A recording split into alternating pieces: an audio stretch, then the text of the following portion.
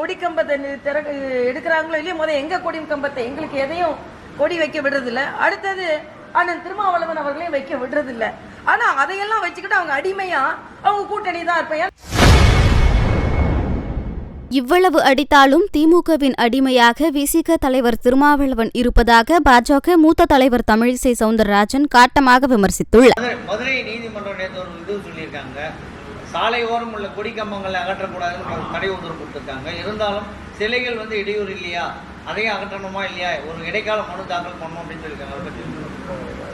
இல்ல இதுல அண்ணன் திருமாவளவன் தான் அதுல மகிழ்ச்சியா இருப்பாருன்னு நினைக்கிறேன். ஏன்னா அவரோட முதல்ல திமுக அரசு அங்க உள்ள அதிகாரிகள் யாரோட கொடி கம்பத்தை எடுக்கிறாங்களோ இல்லையோ முதல் எங்க கொடி கம்பத்தை எங்களுக்கு எதையும் கொடி வைக்க விடுறதில்ல. அடுத்தது அண்ணன் திருமாவளவன் அவர்களையும் வைக்க விடுறதில்ல. ஆனா அதையெல்லாம் வச்சுக்கிட்டு அவங்க அடிமையா அவங்க கூட்டணி தான் இருப்பேன். ஏன்னா பாஜக உள்ள வந்துரும். அதுக்கு நாங்க எவ்வளவு அடிமையா வேணாலும் இருப்போம்னு அடிமைத்தனமோடு இருக்கிறார்கள். கோர்ட்டு சொல்றதுல நான் ஒரு கருத்து சொல்ல முடியாது, ஏன்னா அதுல லீகலா ஒரு கருத்து சொல்ல முடியாது. ஆனா ஒரு நிமிடம் கோர்ட்டு சொன்னா அதுக்கு நான் மறுத்து சொல்ல முடியாது.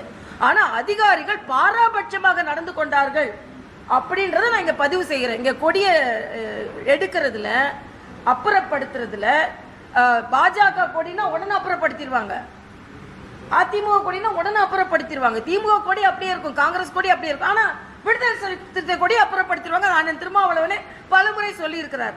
ஆனா கொடியை அப்புறப்படுத்தினா கூட அவர் அப்படியே தான் இருப்பாராம். ஆக பாஜக யாரையெல்லாம் பயமுறுத்தி வைத்திருக்கிறது என்பதுதான். இன்று எங்கள் கூட்டணி பலமாக இருக்கிறது, நாங்கள் வெற்றி பெறுவோம்.